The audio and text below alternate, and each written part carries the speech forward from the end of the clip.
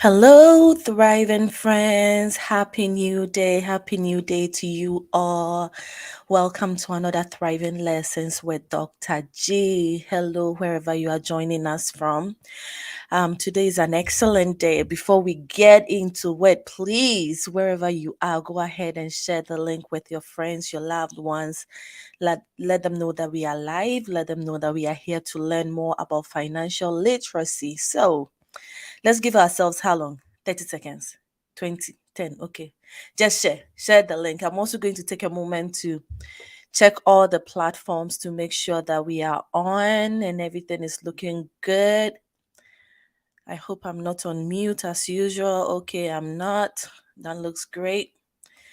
All right, so let's check Facebook, let's check LinkedIn, let's check all the platforms. So if you're wondering what platforms I'm talking about, we stream on multiple platforms. We are on multiple pages on Facebook, and we also stream on my private page, which is Thrive with Doc G. And then we also stream on YouTube at Thriving Generation with Dr. G. And we are also on Twitter. I should probably put that here so that you know. That will also be at Thrive with Doc G. So we are on multiple platforms at the same time. Wherever you are joining us from, they will give you an option to either like, subscribe, share, follow. Please take it. Take it and be with us. And oh my goodness, Uncle Sam. Hello. Thank you for joining. Thank you so much. We're the first. Number one. The award goes to Uncle Sam. Hey, and on Facebook, I see that my sister-in-law is there sharing the link. I'm blessed though. I'm also going ahead to copy my own link and share with my people. Like, people, come, let's thrive together. And then we will get started in a second. Yeah, sometimes people can't find the link. I don't know what happens. So we give them the chance to also join. All right, I think we can get started. Thank you so much once again for joining us wherever. We appreciate you. We thank you for your support. This is my LinkedIn page. If you're on LinkedIn, let's connect. Let's continue to thrive there. I share other professional resources on LinkedIn. This will be Facebook, the private page I mentioned. Please do go ahead and follow. We want to keep everything professional, so all the recorded content will be going through Facebook as well. And then this one is the YouTube channel. Please go ahead and subscribe there. After editing the live video, making it short, making it exciting, we do put that on YouTube.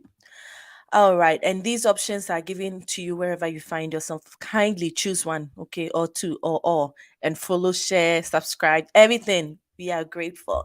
Hi, Isaac. Can you hear all right? Is everything going on? Isaac is a great help for Dr. G. Thank you so much for everything you do, Isaac. So, this week we are starting something new but not so new because we already started with the financial literacy series, and this will be our third week. Today we are looking at estate planning. We may not go into so much details, but we want to prepare, right? We are thriving, we are going higher and higher and higher in life. So, everything we can learn on this journey, we are going to learn. And we have a thriving brother with us today. Hey, I was going to say Pastor John. This one is not my fault. This man, he wears so many hats, so many. This list is even not exhaustive enough. He's a minister of God. He's an engineer. He's a businessman. He's the president of Carrie's Group. I don't know. I will leave him to introduce himself and add on all the credentials and all the accolades. But I'm so grateful to have him here. Also, thank you so much for joining us. Hello, thank you so much for having me. It's always a pleasure to be a part of Thriving Generation, and I'm excited to be here. Yeah, I think we've had you on for different reasons and for different purposes. And this time is Yeah. for financial reasons, which is great because you have so much to share. And let me say hello to Eliba Collections. Hi, Eliba Collections. Thank you so much for joining. Mama Ellie, we know you are there. Lady Ellie. Ellie is also on LinkedIn, so please check her out. Let's connect with each other and promote each other. All right, I'll let you go ahead and introduce yourself, and then we'll get started from there. Well, I think you already did the honors. You already have introduced me, and my name is John Essegbey, um, a friend of Thriving Generation, and I'm excited to be part of this good work. As she mentioned, I believe it is necessary for the full expression of who you are. And for those who are Christians or those who subscribe to the understanding that there is a God, I always like to put it this way, that if God deposited something in you as a grace, then you have the responsibility to let the world see it, because in expressing all of who you are, you give glory to the one who created you in that manner. So that's me. I am excited to be a part of several things at the same time, and it's all part of the purpose that I was created for. Mm, several things. You see, he shortened it when he didn't give us the full versions, like several things at the same time, which is cool, cool. But tell us a little bit about the financial aspect you're going to share with us. I know people like to give a disclaimer, like I'm not coming here as your financial advisor. I'm just a friend sharing resources with you. Would you like to share anything like that? The capacity you are in before Thriving Generation folks start jumping into questions. I understand the fiduciary responsibilities when a person talks about such financial vehicles and the use of such financial strategies. Basically, the reason for which it will be prudent for persons in this space to put out that disclaimer is because it borders on decisions that people make. Yeah. And more often than not, people are not ready to take responsibility for how their future would look. Yeah. And so when they make a decision and it's one way or the other influenced by what you have said or Mhm. content that was found on this platform, it Mhm. becomes easy for them to revert and say, okay, if it hadn't been for what you said, I would not have engaged in A, B, and C. And so they would shift liability. But I'm comfortable in expressing my views. I believe that the content we are using here is for educative purposes, and it may also entertain a few people as we go along the line. But more importantly, I believe that I am a part of the body that is interested in knowledge. Just by virtue of the various positions that I happen to be in, I'm in corporate strategy or product strategy within the engineering world. I am in ministry as well. And so all of what I do generally with some of the NGOs that we lead and some of the um, nonprofit organizations that I am a part of and the businesses that I am a part of, most of the times, I would always want to say responsibility is the biggest tool for moving you from one Mm, place to the other. Okay, so I will take mm, responsibility for the information that I share here. However, let me put that disclaimer. I am not telling you to do anything that is contrary to what you would otherwise do. I am yeah. providing knowledge. I am helping in the conversation. I'm excited to be a part of the conversation of Yeah. financial literacy, and do with the information as you will. No Mm. liability goes to Thriving Generation. And of course, you can put me in the doc as well. But yeah, so that's how I will put Thank you so much. Responsibility. I think was it a couple of weeks or months ago we did talk about taking responsibility for your actions, your inactions. If you're going to thrive, if you're going to make it in life, it's you. You are it. making the decisions. You don't go about pointing fingers. So do your homework. Yeah. Any information, no matter who is telling you, no matter the titles, do your homework, look into it and make sure it works for you before you pursue. All right, let's move on. We want to talk about wealth creation. We've heard this word around and we've seen several programs and content and workshops. Can you just briefly tell us when we hear wealth creation, what we should be thinking about? Let me bring the perspective of wealth. And I put on many hats. So I would want to come from the Christian perspective. I interpret wealth as the full expression of value. Wealth creation then would be a journey. And if you would be a student of scripture, you can try with me if I speak of dominion or the dominion mandate of man. When I think of wealth creation, I'm thinking of a journey that may begin wherever you find yourself today, but it continues over time. Mm, I would think of be fruitful. Mm, multiply, mm, replenish the earth, and subdue it. If you mm-hmm. can engage in that dominion mandate, you are well on your way to a place called wealth. Wealth creation in itself then is a journey. You start from one point, you continue in taking repeated steps and making decisions and moving in the direction that brings you to where you expect to be. I Wealth see. creation is not an event. It's not like a class you can attend and say, now I have a wealth creation certificate. It's Love. just the part. So you produce something, you create value, you have Mm, the mindset of growth. You are mm-hmm. not satisfied with just being where you used to be yesterday. If it Okay. is creative, then there is growth, there is multiplication, right? Then Yeah. you come to replenishing. If you are saying it's a wealth journey, then you Mm, should have a strategy that refills. You deplete one bank, you refill it.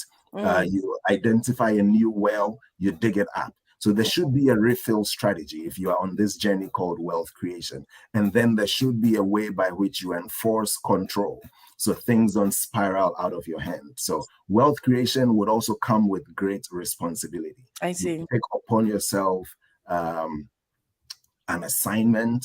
I want to end up better than I started. And Yeah. throughout that journey is the journey of wealth creation. It's not just about money. I see. I see. So then we move on to why we are here today. We've had several terms being thrown around, and personally, I don't know much about wills. I don't know much about trust. I don't know much about health insurance.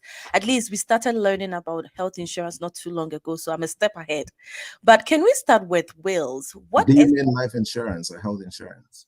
Oh, hey, goodness, life insurance. I apologize. But Health it's a good thing insurance, to so know you're about way health ahead. insurance, actually. Please, life insurance. It's funny because like you would think we would know, but it doesn't easily come to us if we don't learn. So let's start with a will. What is a will? So can you help us with that? A will. You know, the first time I start to think about the word will, Mm, often everybody would say, well, is that the end of life? Are you saying the person is about to mm. expire? Is it about death? Um, and understandably, it just causes people to feel uneasy Yeah. when you start to talk about a will.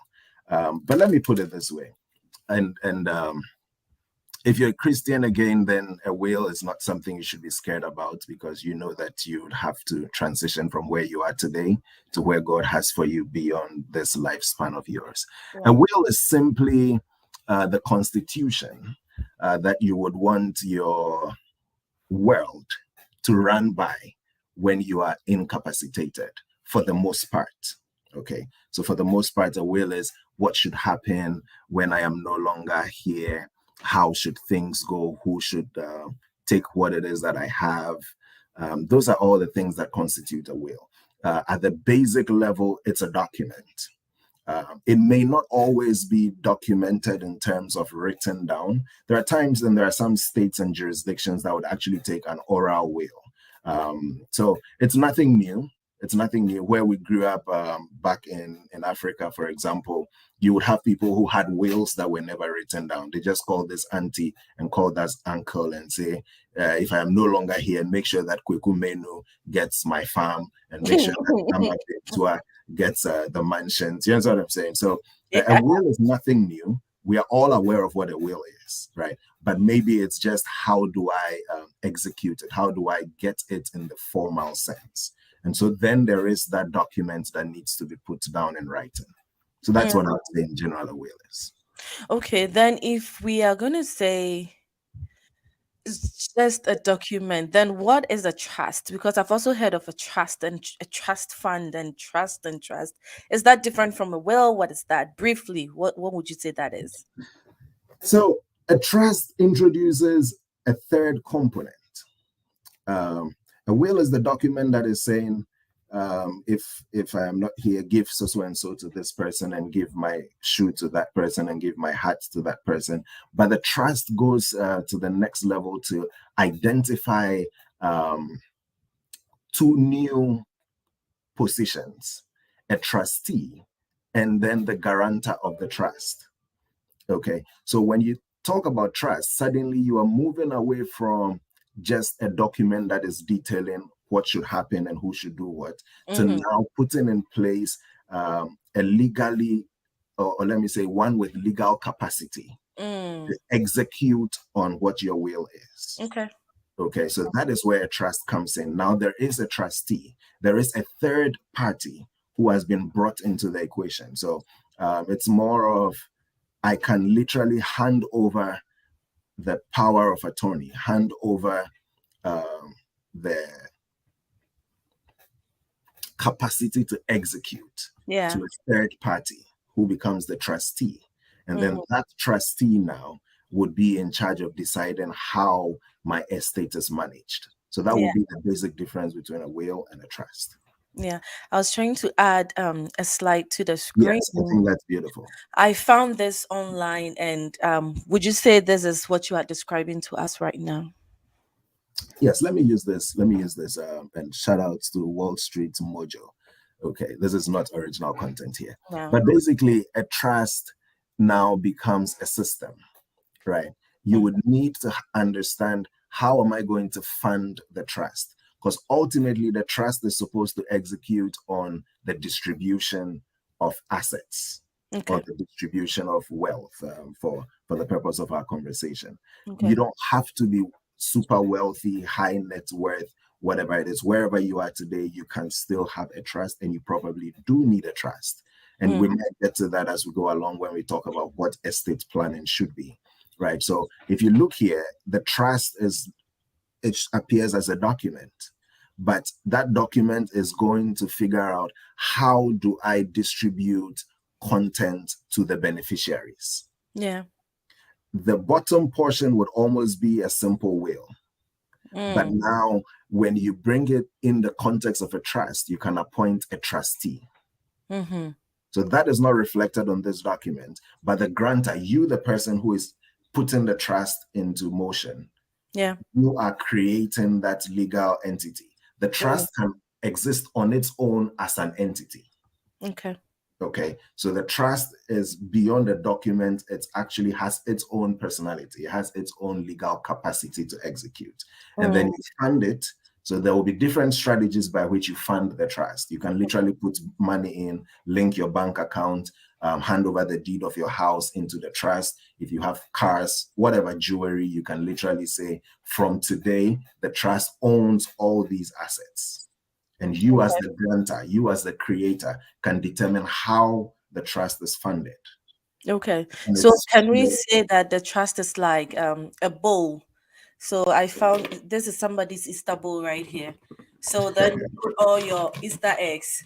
Please, Easter is not exactly. about eggs, so I beg. But you put your all your treasures in this bowl, and Yes. then you name it a trust. Like everything I own is in this thing. This is how I want you to distribute it. Give yellow egg to Sister Emerald. Give blue egg to Brother Timmy. Give green egg to something like that. And Perfect. so it's like you have a place with all your, or should I say, consolidated, like organized, a more organized way of sharing your wealth or keeping your wealth. Or maybe if I die, don't give it to anybody, donate to this person rather Yeah. than leaving it and people have to search what you own and what you don't own. And this, I think this one is for my father. It's like, no, it's not for your father. It's for my father. Yes. And that's basically what a trust would represent. Now, there will be other reasons for which you might want to have a trust as opposed Okay. to a will, for example. Um, Typically, having a will gives direction on who gets what. Okay. But for the most part, there would still have to be the intervention of the court system. For example, having the trust, because the trust has the capacity of standing on its own as a legal entity, you are Mhm. capable of bypassing the courts in the event when your trust has to be executed.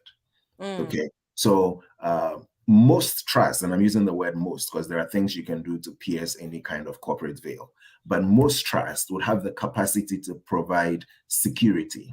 They would also have the capacity to provide privacy, Mm. right? So if a person died interstate, or if a person died without express directions on what goes where, then all of your assets would go through the court system. And in America is referred to largely as the probate court. So Yeah. then they would have to go through a system where someone else decides who gets what and Mm, when it is distributed.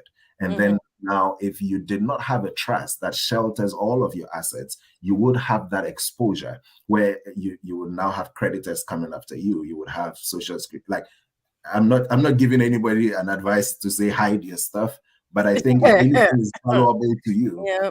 Yeah. it's best if you keep it within the confines of your walls. So the trust provides those shelter or those walls that helps you protect your asset and hand it over to the people you want to hand it over to. There are Mm, other forms of trust that would even give you the opportunity to bypass a generation, to skip a generation. So you can literally set in motion executable controls that says that this portion of my estate should go to my children, skip my children and take the other portion, take it to my grandchildren.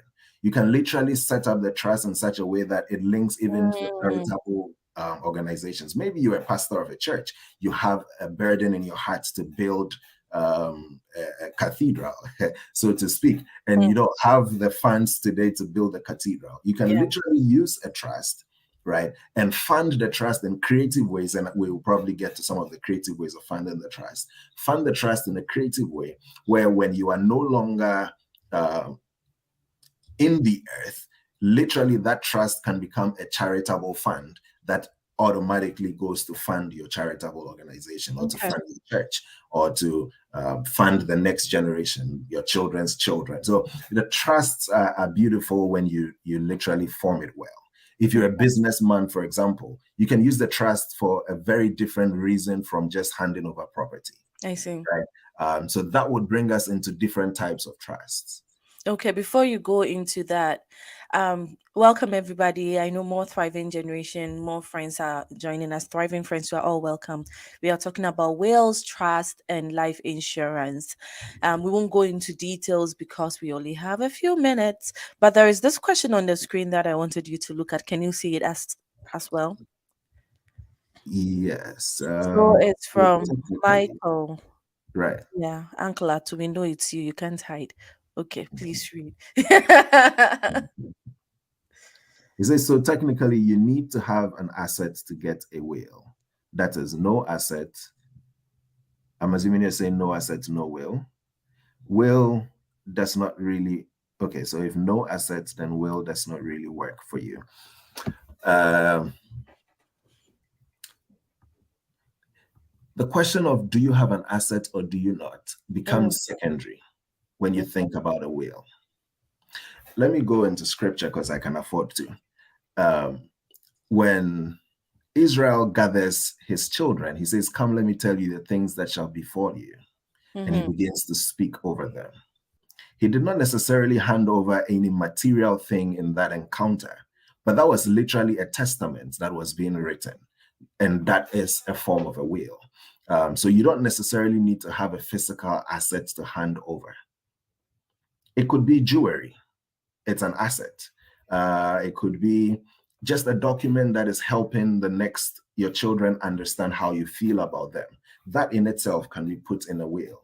I just want my firstborn son to know I really love him and I want him to take over the family business and I want him to lead into the next generation and make sure that everything goes as planned. That is a part of your will. mhm, So your will is literally making known what you would want to happen when you are no longer in the capacity to enforce it. So it mm, goes beyond the distribution of assets. mm, mm, mm. I think this will get people thinking, if you don't know much and now you are hearing about wills, you are hearing about trust, how about you take a moment to look into it? My question will be, okay, I have a disclaimer. Please, it's not Uncle Ato, it's Dr. AC using Uncle Ato's phone. Okay. Cleared. Yeah. Okay, but my question will be maybe looking at myself, I just started work. I feel like I don't have anything to show for. Do I still need to write a will? Do I still need to create an estate? Or which one should I start with? Even before we get into life insurance, which will be in a second. Let's clear that out, because some people, well, other graces out there may be wondering, I don't have anything. Maybe I only rent a house and I only have my car, or maybe I don't even have a car. In our own assessment, we are not rich enough to leave anything to anybody, or I don't know. Do we need a will? Or people know that I have children. When I die, won't they see that I have two kids and give my stuff to the kids? I mean, help us there. Do we need a will? Do we need a trust? And more importantly, when do we need it? And when do we need it? Do we need it? I probably wouldn't have to explain and just say, yes, everybody needs it. If you don't have one, think about getting one. This kind of information, I'm willing to take responsibility for. Everybody, We'll blame you. You said we need a will. everybody go get one. Everybody go get one. Now, And you mean a will, right? Or a trust? I would almost say get a trust because it's a preferred tool. But yes, get a will if you can't get a trust. At It's least not write very it down. expensive, Yeah. but at least write something down. Okay, you can literally write something down and sign under it, and if it's in the presence of a witness, I believe in most states at least two witnesses, automatically it now qualifies to be a will, and it's enforceable in the law court. So at least have something documented. You can literally even take a video, like we're doing now. Take your phone, do a record, and say, "Oh, tomorrow by this time when I am in heaven." Well, for most of us, tomorrow is not when you'll be in heaven, but maybe in the next 120 years, 120 years. when I am in heaven, this is what I would want life to look like in my absence. Okay. Now, does every country need to have a constitution? Is there the need to have a written document that governs what should be allowed, what should happen? That is the question that we should be asking, and the answer is yes. Every house needs a constitution. Every country needs a constitution. So every family needs a will, and everybody will be better served when you have a trust, because now it brings into the equation many other helpful things. The question is when. When you begin to ask the question when, then we go into estate planning, because when always means when do I start? When would it be useful? When is it necessary? So think of estate planning. And if you think of estate planning as a part of the wealth journey, then for every trip, there is something called ETA, estimated time of arrival. It would often depend on many things. If there was traffic, if there was a holdup, if your car could run fast, there'll be many things that determine the ETA. But ultimately, I believe one of the most critical is when you decided to start. That is what determines how soon you arrive and how well you arrive. Okay, so there would always be the departure time, the time when you start to put these things in motion. Because it is a journey, you would have an advantage if you start soon. Now, because this journey is also not necessarily a linear journey, you never know when you need to have some of these tools in place. An estate plan, for example, provides many things, but one of it that is critical is a defense for your wealth. That's literally what estate planning does. When you talk about estate planning, you go beyond just the will and the trust. Okay, you are literally thinking, how do I provide security for my family? When you think of estate planning, you're thinking, how do I create an opportunity to invest in legacy? When you think of estate planning, you're thinking, okay, how do I create a system such that those that come after me will be better off than where I had to start, right? So once you are thinking of all of that to be what estate planning is, then the defense is necessary when it comes to your wealth journey. Let me put the question to you this way. When is it best to put on your seatbelt? Is it once you're in your garage, when you're on the highway, when you are on the community road, when you get on the highway, or perhaps you're driving all the way to Texas, so maybe you don't need your seatbelt until you are somewhere in St. Louis? Is that when you need your seatbelt? You understand? So when you begin to think of wealth as a journey, the question is not when do I start protecting myself? The answer is yesterday. But if you couldn't have done it yesterday because you are now getting the information, then today is a good day. Okay. Wow. Estate planning talks about smart protection.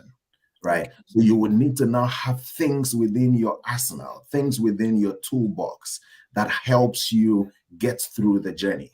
Okay, when you think of estate planning, one of the things that should automatically come to mind is power of attorney. I think I've already used that term loosely, but you would think of, okay, power of attorney. I'm not a corporation. Usually, when I started working, power of attorney was because I had to work with um, what do you call those things? A World Bank project, a Ghana Energy Development and Access project. That's when I started to deal with power of attorneys, right? It was a World Bank project, and Okay. another person was given the capacity to execute on behalf of clients who were not in Ghana. They could come and put in Mm, bids. So for example, and I can use these terms because we everybody knows them, right? For example, Siemens wants to bid for a contract in Ghana, but Siemens may not be physically situated in Ghana, but they would hand a power of attorney to another contractor who is domiciled within the jurisdiction of Ghana, and that person is given the authorization to do business on behalf of Siemens. Now, the same is true when you think of estate planning. Do I have a power of attorney that makes those who matter in my life have the legal capacity to do business in my stead? I don't have to be dead to need a power of attorney. I was dealing with a client the other day, and they are not first generation Americans. And so they happen to travel out of the country often, mm, right? And one spouse was not in the capacity to execute on that particular business deal okay. just because it was a joint deal and the Okay. other spouse had traveled out of the country, right? So that becomes an example of where you need a power of attorney, even whilst you're alive. It's a Okay. financial power of attorney where you are saying that, okay, if I am incapacitated for one reason or the other, person A, B, and C is given the legal capacity to represent me on all matters financial.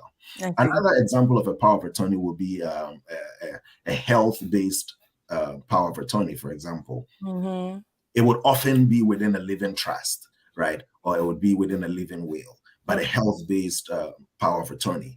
Uh, you don't have to be dead. But if a person is involved in an accident today, for all kinds of privacy concerns, it will be surprising to know that you may be the spouse or you may be the kid or the Mm-hmm. parent, but you will be restricted on what kinds of information you get and what kinds of authority you have in determining the course of treatment of the loved one.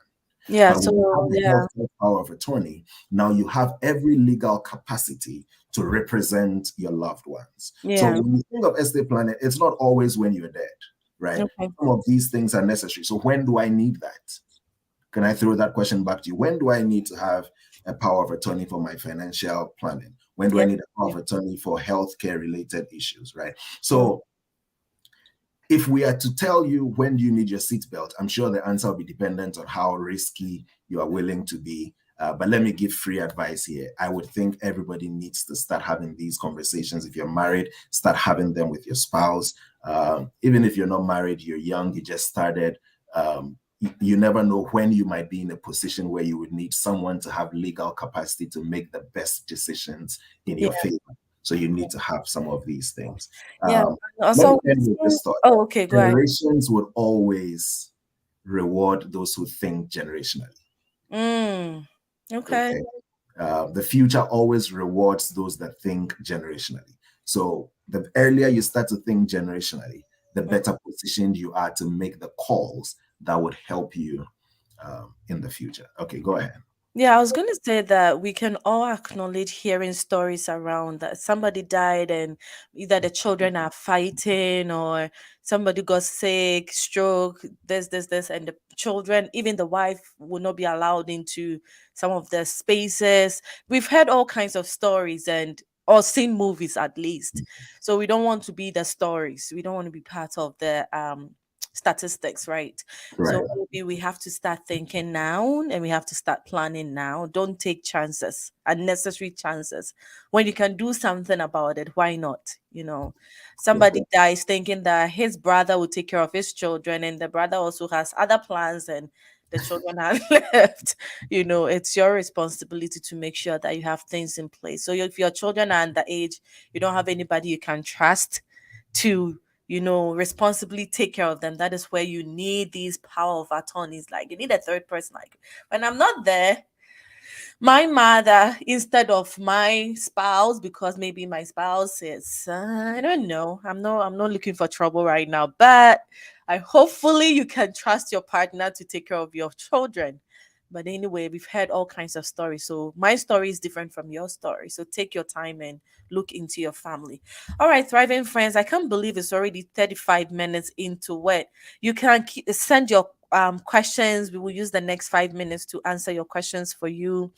Ohima, thank you so much for your comments. I've been seeing them, but we've been talking. Is that I like that smart protection equals estate planning. Yes. And you did also mention a few things too. You are following. Take notes. Take notes, pa.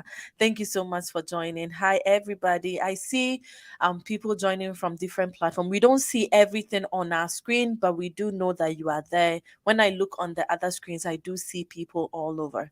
So thank you so much for joining. As we are waiting for thriving friends to bring in their questions, maybe you can summarize briefly what health insurance is and how that plays as we are talking about wealth creation, estate planning, and all that.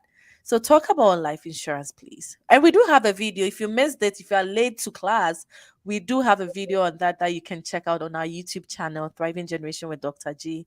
But please do us the favor again. What is life insurance? More so, how does life insurance play in estate planning? And I saw one person's comment saying she likes the term that I had coined, smart protection. So how does life insurance come in the mix of all of these estate planning? Think of a continuum of wealth. If you are maybe now really starting to create wealth versus if you already have so much, maybe you already inherited so much, or you are friends with Elon Musk, and so you've invested well in Tesla and you have a lot of money, right? Life insurance plays different roles when you are in different sides of the spectrum. Mm. If you are now trying to figure things out financially, then life insurance is the cheapest form of estate creation.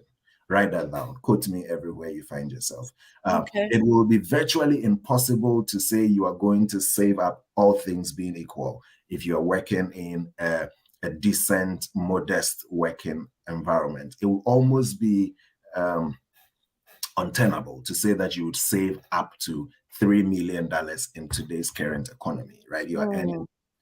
2,000 a month. When if you save everything till you die, you probably will not get to 3 million, right? Mm. But if you want to use life insurance as a tool for estate creation, you're in a good health condition, you can literally, in a very affordable manner, get access to life insurance, leverage the money of the insurance pool, Mm. and instantly put yourself in a position where your next generation starts with more money than you could ever save for yourself. So life insurance now becomes a tool for estate creation at that spectrum of wealth. If you happen to be on the other side, then you are not necessarily thinking wealth creation. You already have businesses, you already have a lot of money put in place, you have so much created, but you would still be thinking estate protection, right? You would start to think, okay, how much life insurance do I need? Okay, that's actually a good question. Let me rope it in here. When you're on the other spectrum of wealth, then you are literally thinking protection. How am I using life insurance to kind of hedge myself, give Yeah. me advantages, make sure when it's time for retirement, I am giving Uncle Sam only as much as I need to give Uncle Sam. Yeah. Literally, when you're thinking retirement, how is my retirement portfolio going to benefit from the current tax regime? Very little. Your 401k will be taxed heavily because you'll be in a high tax bracket by the time you're retiring, right? So, what are some supplementary ways that I can prepare for retirement? Life insurance becomes an excellent tool to prepare you for retirement, right? Whether you are earning a lot or you are earning so much. If you're earning so much, almost always you're thinking, how do I protect my assets from the volatility of the market? There are life insurance tools like Index Universal Lives that help you hedge against those volatilities. You are thinking, how do I gain tax advantage retirement accounts? How do I position myself to not have to pay too much in estate taxes when I'm handing over all of my wealth to my children? How do I help them get access to the assets without having to bear the liability of estate taxes, right? So life insurance becomes a good way to do that. Maybe you want to hand over a house, and the house is worth millions more than you bought it, right? So your basis would almost always mean that your children, when they inherit that $1 million house, have to pay maybe 50% or 40% of that 1 million. But you can now take life insurance, right, as that estate protection measure and say that this particular insurance package pays off the taxes when I hand over the estate. And Yeah. so the children get um, the wealth without the burden of having to be taxed to sell the house in order to pay the taxes on the house. As you go through the continuum of time now, I have touched on where you are today, retirement, and then after retirement, hopefully after a while, there would be legacy, right? So life insurance also becomes a great tool for legacy planning. And when you combine them well, you have a trust, right? You use life insurance now as a primary means of funding the trust. So you can write in your trust, come up with a testament or a will that says, I want you to give 1 million to the first child. He's good, but I want you to give 2 million to the second child because she gives me a lot of hugs. And I want you to give 5 million to the last child because this was my pension baby. So I want the pension baby to have so much money. The question is, where would you really realistically have 8 million from? The answer is easy. You can just take life insurance as the cheapest ways to create that estate and Yeah. hand it over as legacy wealth. Okay, your Yeah. question was, how much life insurance do I need? Yeah. And again, like I said, it depends on where you are on the continuum. If Yeah. if you really need to create an estate and you don't necessarily today have access to all of the tools to build everything that you need to make sure that you can fund your trust well, then you need as much life insurance that gives you at least some basic protections, right? Asset protection is number one. Yeah. If you have a house, for example, mortgage protection, right? Okay. You have kids who will be going to college, you should immediately be thinking, how do I have Yeah. enough when I am not in the capacity to continue to be the breadwinner or support the finances? How Yeah. can I leave enough to make sure that my kids get to go to the colleges they need to go to and all of that good stuff? Because your will may say, I want my child to continue in the private school. But if the money that was funding Okay. that private school is no longer there, then your will is no longer useful. Okay. It's a wish, right? But when you fund it well, then it goes beyond a wish. Okay, we need to wrap up. I know Hima said 35 minutes is too small for such vital information. We'll have a part two. Don't worry. We need to definitely have a part two. But thriving friends need to go to work. Okay, I have a baby to drop off. But there is a question from Isaac. We can use that to wrap up for the day. And the other questions, we will kindly respond to them offline. We will be around. It won't be live, but we will stay in touch. Also, for as you continue to think about Isaac's question right now, I want you to talk about this fine lady on my poster. Who is that, please? And what's going on? Yeah. Okay, this one is a full advertisement here. This fine lady happens to be the bone of my bone and the flesh of my Hey. flesh. Mm, Well, this fine lady is Ellie Essegbey, and that's my wife, and she is a partner in Carrie's Group. And Carrie's Group has many things as part of what we do. We oversee many other business ventures, um, but for what you're seeing here, she is in great position to help you protect your income, help you with retirement planning, reliable college planning, help you think through options when it comes to legacy wealth, how to grow your money tax free, how to withdraw your money tax free. She can also help you with maybe you're moving from one job to the other, or maybe you see how the economy is today and you want to think creatively with your 401k. She can help you with rollovers and all of the good stuff. So basically, all the things I'm here talking about that is necessary to be done, she can literally sit you down, walk you through the process, and help you get it done.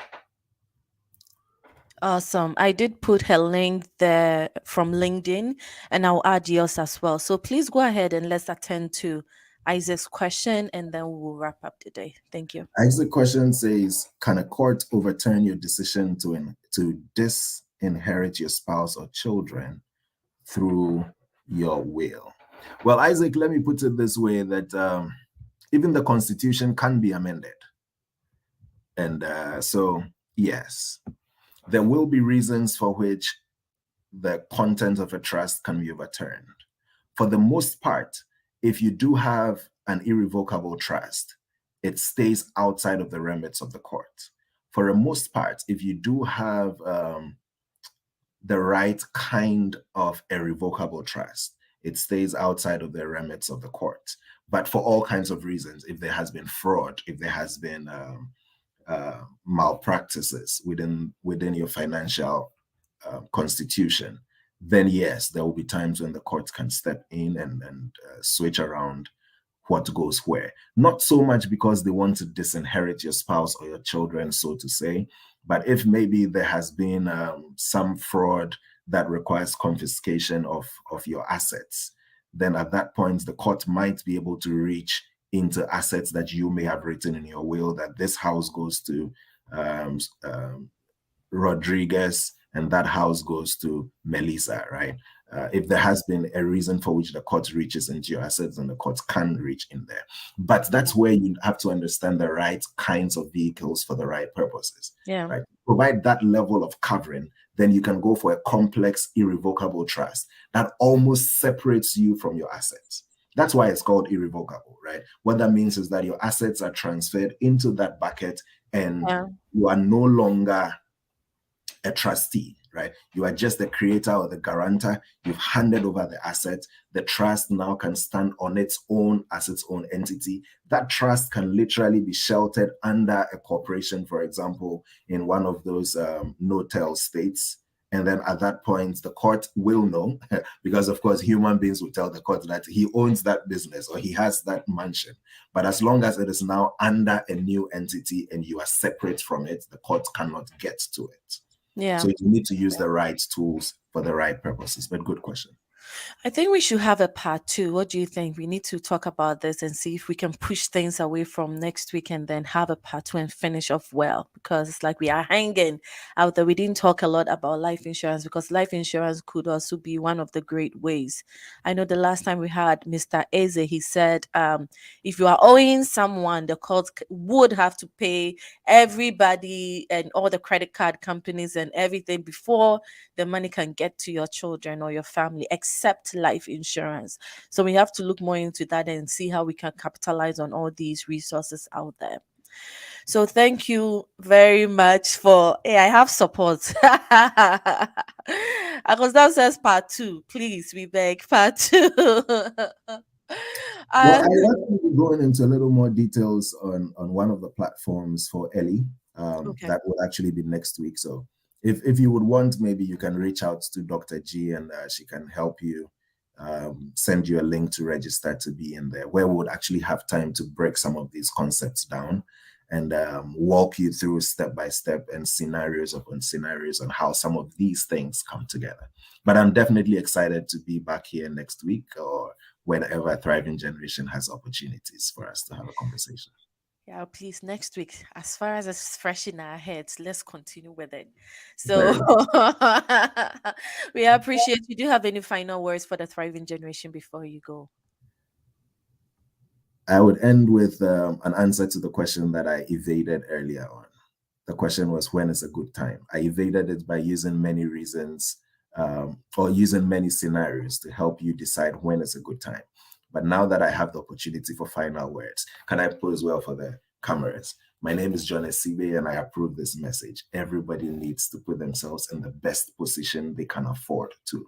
Affordability is important. You need to start where you are today and prepare yourself on that journey. Understand that you need to have the opportunity to invest in legacy. Let me end with where I started. I started with financial dominion using the scripture. So let me end with the scripture. A good man is one who has the capacity to ensure the next generation is better off than they have ever been. A good man leaves an inheritance for his children's children. A good man takes care of himself whilst he's still alive. Protect the things that matter most to you. Protect your family. Protect your health. Protect your assets. Build true equity.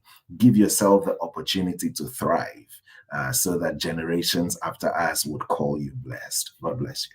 Hey, hallelujah. Please bring the offering to me. I'm the financial secretary in this church. Thank you so much. We appreciate you, Thriving Friends. Please do check out John Essegbey and follow them. We are all thriving together. And when people have resources like this, make sure you tap into it. And he has another platform, Emerge 24, for those of us who are looking into building other areas of our lives, including, in fact, let me give you 1 minute, no more than 1 minute. What is Emerge 24? Hey, 50 minutes or so. Be talking. 1 minute. What is Emerge 24? I think I know the kinds of people on this platform, my thriving friends, and I think they may benefit from Emerge 24 and the programs you offer there. Emerge 24 is a platform that gives us the opportunity to go beyond what we can achieve physically, to understanding that there is a capacity that comes from God. Okay, that Emerge 24 was simply birthed when we ask ourselves the question the scripture asks: can a nation be born in a day? Can you become the very person that God has intended for you to become, even in spite of the limitations that you have today? And the answer is yes. As soon as Zion travailed, she brought forth her children. That glory that is trapped inside of you is waiting for expression. And when you come in the place of spiritual empowerment, when you come in the place of prayer, when you come into the place where you are receiving impartations, Emerge is literally a global platform. We have ministers from all over the world congregating, and we have people from all over the world congregating in person. We have satellite stations. People are gathered in different locations. And then for those of us who may be in remote areas, we are gathered live on Zoom as well. And there is that release of grace. So we believe that for a people to become a prosperous people, it goes beyond your ability to plan. I just spoke about estate planning, but there is a dimension that goes beyond planning, which is when the finger of God intervenes. So Emerge, you will come forth, you will become, you will rise, you will shine, you would Mm, manifest, you would step into all of the glory that God has for you as you mm. partake and you participate in some of these apostolic platforms. That is what Emerge 24 is: See. a 24-hour non-stop prayer and empowerment time where we congregate from all nations and we receive a mandate annually to go and influence our world so that generations would rise and leaders would be birthed, understanding that the source of your rise or that which empowered your rise was God. So Mm, when we get to the top, we cannot take God out of our conversations. I mm-mm. have been empowered to do many things now. And you see, I am clearly expressing who I am and not being shy of mentioning that God is a part of my story.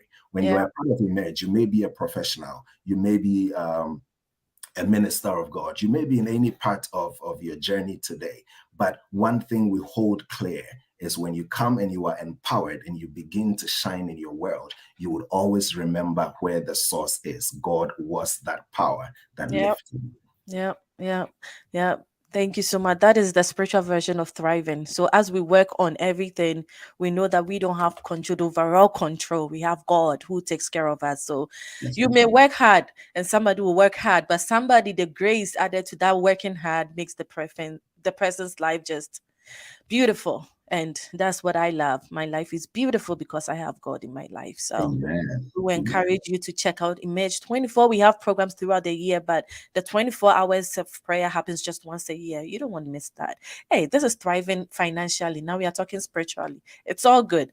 It's all good. All right, thriving friends, we are going to leave you here for the day. We know you have to work. We appreciate you. We love you. Thank you for the support. If you've stayed with us to the very end, why are you not sharing the video? Go ahead and share it. Go ahead and like it. If all these people like the video, it will go far. Okay, we are doing something great. Let other people know that we are doing something great, and we will definitely see you next week for part two. Before we wrap up, permit me to put this in. I Next week, permit actually, you. we will have marriage works. So, all those who are married, Mm. one of the parts that we are playing in the kingdom is we have a testimony that marriage works. So, join us. We'll have many resources, powerful men and women of God, counselors, prophetic intercessors, would have beautiful ministrations and melodies. Come married, come single, come with your spouse. Just come, let us learn, let us be empowered to go thrive in our marriages as well. So, wherever you are, remember Marriage Works is happening this Saturday. And again, maybe Dr. G would be able to help you get a link to participate if you reach out to Yeah. her. You Yeah, can also find us marriageworks360.org, marriageworks360.org, and you should see some of that information as well. definitely. Let's thrive in all areas of our lives. So, God bless you. We love you. We appreciate you. We will see you next week. Thank you so much for joining.